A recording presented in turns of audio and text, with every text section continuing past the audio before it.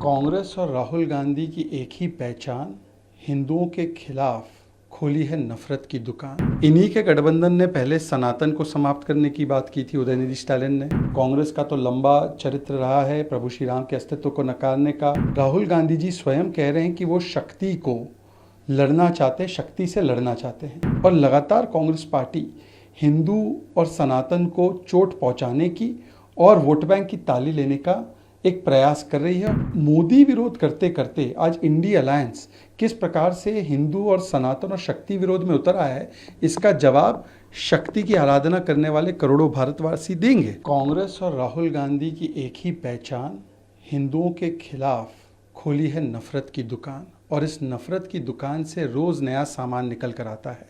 कल जो सामान शिवाजी मैदान में, वो भी उद्धव ठाकरे जी के सामने निकला है, वो तो उनके चरित्र का हिस्सा है, उनके डीएनए का हिस्सा है। इन्हीं के गठबंधन ने पहले सनातन को समाप्त करने की बात की थी उदयनिधि स्टालिन ने। हिंदू धर्म को धोखा बोला था समाजवादी पार्टी ने। रामचरितमानस को पोटेशियम साइनाइड आरजेडी ने कहा। कांग्रेस का तो लंबा चरित्र रहा है प्रभु श्री राम के अस्तित्व को नकारने का और राम मंदिर के खिलाफ लटकाने अटकाने भटकाने का, हिंदुत्व आईसिस बोको हराम होता है ये कहने का। और अब राहुल गांधी जी स्वयं कह रहे हैं कि वो शक्ति को लड़ना चाहते, शक्ति से लड़ना चाहते हैं। शक्ति के अंदर भारत की एक प्रकार से विश्वास और उसके भरोसे का वो केंद्र है। हम शक्ति को अलग अलग स्वरूप से मानते हैं, माँ दुर्गा हो या माँ त्रिपुरा सुंदरी हो।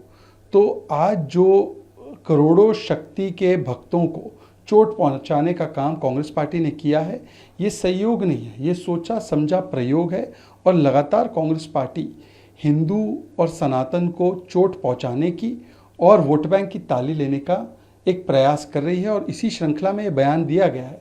इसीलिए भारत जोड़ो यात्रा जब शुरू हुई तब भी जॉर्ज पोनैया नाम के पैस्टर ने कहा था कि शक्ति ये असली भगवान का स्वरूप नहीं है, और राहुल गांधी ने सहमति जताई थी। और आज शक्ति से लड़ने की बात राहुल गांधी करते हैं।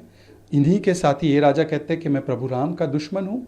तो मोदी विरोध करते करते आज इंडी अलायंस किस प्रकार से हिंदू और सनातन और शक्ति विरोध में उतर आया है, इसका जवाब शक्ति की आराधना करने वाले करोड़ों भारतवासी देंगे।